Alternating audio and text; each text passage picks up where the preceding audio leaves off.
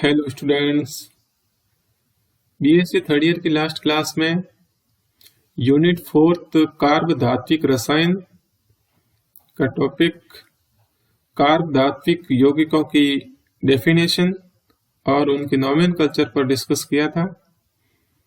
आज की क्लास में मैं कार्ब धात्विक यौगिकों के वर्गीकरण पर डिस्कस करूंगा। तो कार्ब धात्विक यौगिकों का वर्गीकरण है वो कई प्रकार से किया गया है, जिनमें से प्रमुख प्रकार है वो निम्न प्रकार से है। जिनमें फर्स्ट है मेटल कार्बन बंध की प्रकृति के आधार पर वर्गीकरण, यानी कार्ब धात्विक यौगिकों में कार्बन और धातु के मध्य बंध पाया जाता है। तो कार्बन और धातु के मध्य जो बंध है उसकी प्रकृति के आधार पर वर्गीकरण है। कार्बन धातु के बंध की प्रकृति के आधार पर कार्ब धात्विक यौगिकों को प्रमुख रूप से 3 वर्गों में बांटा गया है, यानी इसमें भी आगे 3 भागों में और बांटा गया है, जिसमें से पहला है आयनिक यौगिक, ऐसे कार्ब धात्विक यौगिक जिनकी प्रकृति आयनिक होती है। दूसरे वाले सहसंयोजक यौगिक, यानी ऐसे कार्ब धात्विक यौगिक जिनकी प्रकृति कैसी होती है, सहसंयोजक होती है। और तीसरे प्रकार के हैं विस्थानीकृत पाई इलेक्ट्रॉन बंध युक्त यौगिक। ये 3 प्रकार के जो यौगिक हैं, ये वर्गीकरण कार्बन और धातु परमाणु की बंध की प्रकृति के आधार पर है। जिनमें फर्स्ट है आयनिक यौगिक। अत्यंत धन विद्युती, यानी कि 1.2 से कम विद्युत ऋणात्मकता वाले तत्व, ऐसे धातु जिनकी विद्युत ऋणात्मकता इलेक्ट्रोनेगेटिविटी है वो 1.2 से कम होती है, ये अत्यंत धन विद्युती होते हैं। ऐसे धातु एवं कार्बन की विद्युत ऋणता है वो 2.5 होती है के मध्य जो बंध होगा, यानी यहाँ कार्बन की विद्युत ऋणता है 2.5 और जो धातु परमाणु है उनकी विद्युत ऋणता है वो 1.2 से कम होती है। तो यहाँ पे इलेक्ट्रोनेगेटिविटी के बीच में डिफरेंस है वो ज्यादा होता है। कार्बन की अधिक होती है 2.5 और धातु परमाणु है उसकी विद्युत ऋणता है 1.2 से भी कम होती है, तो अंतर अधिक होता है। इसकी वजह से इन जो बंध बनता है दोनों के बीच में, उनकी प्रकृति है वो आयनिक होती है, क्योंकि इनकी विद्युत ऋणात्मकता में बहुत अंतर होता है। अतः क्षार धातुएं आयनिक कार्ब धात्विक यौगिक बनाती है। ये क्षार धातुएं होते हैं उनकी विद्युत ऋणता है वो बहुत कम होती है और कार्बन की विद्युत ऋणता की तुलना में उनके बीच में अंतर है वो अधिक होता है। इसलिए इनके मध्य जो बंध बनता है उसकी प्रकृति है वो आयनिक प्रकृति होती है और ऐसे जो यौगिक होंगे वे आयनिक यौगिक होते हैं। इन यौगिकों में निम्न प्रकार के गुण पाए जाते हैं। जो आयनिक यौगिक होते हैं उनके निम्न गुण हैं, जिनमें से ए यानी फर्स्ट इसका गुण है कि आयनिक यौगिकों के समान ये हाइड्रोकार्बन विलायकों जैसे कि बेंजीन में अविलेय होते हैं। बेंजीन जैसे हाइड्रोकार्बन विलायकों में अविलेय होते हैं, जबकि जल जैसे ध्रुवीय विलायकों में विलयशील होते हैं। यानी ध्रुवीय विलायकों के अंदर तो ये विलय होते हैं, जबकि अध्रुवीय जो विलायक हैं बेंजीन जैसे इनमें अविलेय रहते हैं। इनके विलयन विद्युत के चालक होते हैं और विद्युत अपघटन करने पर कार्बनिक मूलक है वो एनोड पर, वो धातु है वो कैथोड पर मुक्त होते हैं। यानी कार्बनिक जो मूलक है उसके ऊपर तो ऋणावेश आएगा, जबकि जो धातु है उसके ऊपर धनावेश आएगा। जो ऋणावेश आने वाला कार्बनिक जो मूलक है वो एनोड की तरफ जाएगा, जबकि जो धातु है जिस पर धनावेश आया है वो कैथोड की तरफ जाकर के कैथोड पर मुक्त होता है। जैसे यहाँ पे एथिल सोडियम जो दिख रहा है ये, तो ये इस प्रकार से यहाँ पे एनोड पर इसका ऋणायनिक जो कार्बनिक मूलक है वो, और सोडियम जो है धनायन है वो कैथोड पर मुक्त होता है। सी इसका नेक्स्ट जो इसका गुण है वो है आयनिक यौगिकों के समान ये उभय अपघटन अभिक्रिया दर्शाते हैं। जैसे यहाँ पे उदाहरण दे रखा है, जैसे एथिल सोडियम है, ये यहाँ पे ब्रोमो एथेन के साथ में ये अभिक्रिया करके यहाँ किस प्रकार से ये एक तो यहाँ पे बन रहा है एन ब्यूटेन बन रहा है और दूसरा सोडियम ब्रोमाइड करके बनता है। तो ये उभय अपघटन की अभिक्रिया भी आयनिक यौगिकों की भांति दर्शाते हैं। ये यौगिक प्रतिस्थापन अभिक्रिया दर्शाते हैं। उदाहरणार्थ यहाँ पे उदाहरण दे रखा है, जैसे यहाँ पे एथिल सोडियम से बेंजीन अभिक्रिया करके यहाँ पे फेनिल सोडियम बनाता है। जैसे यहाँ पे ये बेंजीन है, बेंजीन अभिक्रिया यहाँ पे एथिल सोडियम से कराई जाती है, तो यहाँ फेनिल सोडियम यानी प्रतिस्थापन हो गया यहाँ पे, और इस प्रकार से यहाँ पे एथेन प्राप्त होती है और एक यहाँ पे फेनिल सोडियम प्राप्त होता है। तो ये प्रतिस्थापन अभिक्रिया भी दर्शाते हैं। तो ये तो यहाँ पे जो फर्स्ट टाइप के यौगिक थे आयनिक यौगिक। दूसरे प्रकार के हैं यहाँ सहसंयोजक यौगिक। धातुएं जिनकी विद्युत ऋणात्मकता यानी इलेक्ट्रोनेगेटिविटी 1.5 से लेकर 2 के मध्य होती है, ऐसी दो धातुएं हैं जिनकी इलेक्ट्रोनेगेटिविटी है 1.5 से लेकर के 2 के बीच होती हैं, तथा ऐसी अधातुएं जिनकी विद्युत ऋणात्मकता यानी इलेक्ट्रोनेगेटिविटी है वो कार्बन से कम होती है। या तो ऐसी जो धातुएं जिनकी विद्युत ऋणता है वो या 1.5 से लेकर के 2 के मध्य होनी चाहिए, या फिर ऐसी अधातुएं जिनकी विद्युत ऋणात्मकता यानी इलेक्ट्रोनेगेटिविटी है वो कार्बन से कम होती है, सहसंयोजक कार्ब धात्विक यौगिक बनाती। तो इनके जो यौगिक बनेंगे कार्ब धात्विक यौगिक, उनकी प्रकृति है वो कोवेलेंट होगी, सहसंयोजक प्रकृति के होते हैं। उदाहरण जैसे कि यहाँ lithium, beryllium, aluminium, zinc, boron और सिलिकॉन, ये है यहाँ पे। तो कुछ यहाँ पे धातु है, कुछ अधातु है, तो ये यहाँ पे सहसंयोजक कार्ब धात्विक यौगिकों का निर्माण करते हैं। इन यौगिकों में धातु कार्बन बंध जो है सहसंयोजक सिग्मा बंध होता है। यहाँ पे सहसंयोजक बंधों के कारण ये कार्ब धात्विक यौगिक एक निश्चित संरचना के होते हैं। संरचना धातु परमाणु की संकर्ण अवस्था पर निर्भर करती है।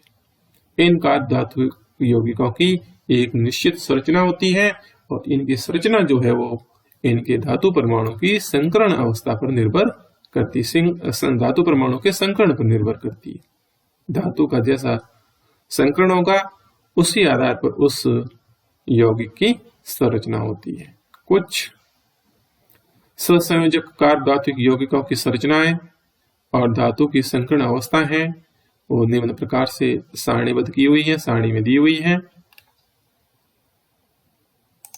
जैसे यहाँ संकर्ण sp तो ज्यामिति रेखीय होती है, पता ही अपने को, लेकिन यहाँ कार्ब धात्विक यौगिक की बात करें तो यहाँ पे डाई एथिल जिंक जो है इसकी संरचना है वो रेखीय होती है, sp संकर्ण जिंक का होता है। इसी प्रकार से यहाँ पे डाई एथिल मरकरी है, तो इसमें मरकरी जो है उसकी भी संकरण है वो sp और इसकी ज्यामिति है वो रेखीय होती है। यदि संकरण sp2 है उस स्थिति के अंदर ज्यामिति समतल त्रिभुजीय होगी, और इसके जो एग्जाम्पल है इस प्रकार से ट्राइमेथिल बोरॉन करके। तो यहाँ पे जो बोरॉन है इस बोरॉन का संकरण है वो sp2 होता है। इसी प्रकार ट्राइमेथिल गैलियम है यहाँ पे, तो गैलियम का भी संकरण जो है वो sp2 होता है। और यदि संकरण sp3 है तो ज्यामिति चतुष्फलकीय होती है। इसका यहाँ पे टेट्रामेथिल सिलेन करके ये इसका एग्जाम्पल है। इसी प्रकार के टेट्राएथिल जर्मेनियम, इसमें भी यहाँ जर्मेनियम का संकरण है वो sp3 होता है और ज्यामिति चतुष्फलकीय होती है। यदि संकरण dsp2 है तो ज्यामिति यहाँ पे वर्ग समतलीय होती है। इसका एग्जाम्पल ये प्लेटिनम का कार्बधात्विक यौगिक है जिसकी यहाँ पे ज्यामिति वर्ग समतलीय होती है। इसी प्रकार यहाँ पे dsp3 संकरण होता है तो इसकी ज्यामिति त्रिकोणीय द्विपिरामिडीय होती है। इसका ये नायोबियम का जो कार्बधात्विक यौगिक है इसकी ज्यामिति त्रिकोणीय द्विपिरामिडीय होती है। तो ये कुछ यहाँ पे एग्जाम्पल थे कार्बधात्विक यौगिकों के, और ये भी एग्जाम्पल है सहसंयोजक कार्बधात्विक यौगिकों के जिनकी जो संरचना है वो संकरण के ऊपर निर्भर करती है, यानी इनके जो धातु परमाणु है उसका संकरण के ऊपर निर्भर करता है कि इनकी संरचना है वो कैसी होती है। नेक्स्ट यहाँ पे तीसरे प्रकार के जो कार्बधात्विक यौगिक है इसमें वे हैं विस्थानीकृत पाई इलेक्ट्रॉन बंध युक्त यौगिक। इस प्रकार के यौगिकों में कार्बनिक समूह के विस्थानीकृत पाई इलेक्ट्रॉन अभ्र और धातु परमाणुओं के रिक्त कक्षकों के मध्य अतिव्यापन होता है। यहाँ पर अतिव्यापन किसके बीच में होता है? तो कार्बनिक जो समूह है उसके तो विस्थानीकृत पाई इलेक्ट्रॉन अभ्र है और धातु जो परमाणु है उसके रिक्त कक्षकों के मध्य अतिव्यापन होता है। और साथ ही यहाँ पे कार्बन परमाणुओं के रिक्त कक्षकों और धातु परमाणु के पूर्ण भरे कक्षकों के मध्य भी अतिव्यापन होता है। इस प्रकार के यौगिक संक्रमण धातुओं के द्वारा बनाए जाते हैं क्योंकि उनमें पूर्ण भरे हुए कक्षकों के साथ साथ रिक्त डी कक्षक भी उपलब्ध होते हैं। संक्रमण धातुओं के अंदर यह है तो उसमें पूर्ण भरे हुए कक्षक भी होते हैं और साथ में रिक्त डी कक्षक भी उपलब्ध होते हैं। इसलिए संक्रमण धातुओं के इस प्रकार के विस्थानीकृत पाई इलेक्ट्रॉन बंध वाले यौगिक बनते हैं।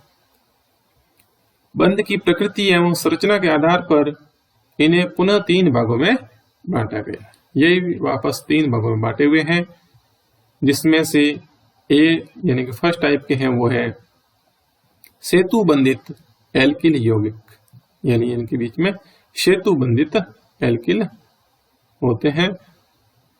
बेरिलियम, एल्यूमिनियम, प्लेटिनम, लिथियम आदि के बहुलकीय यानी पॉलीमेरिक एल्किल यौगिक इसी श्रेणी में आते हैं। उदाहरण की बात करें तो यहाँ पे ट्राईमेथिल एल्यूमिनियम इसका एक एग्जाम्पल है जो द्विलक रूप में पाया जाता है, डाइमर के रूप में पाया जाता है क्योंकि ट्राईमेथिल एल्यूमिनियम में एल्यूमिनियम परमाणु का अष्टक पूर्ण नहीं है, अतः ये द्विलक के रूप में परिवर्तित हो जाता है। इसका अष्टक पूर्ण नहीं है तो ये द्विलक में परिवर्तित हो जाता है। इलेक्ट्रॉन न्यून यौगिकों के द्वारा इस प्रकार के यौगिक बनाए जाते हैं।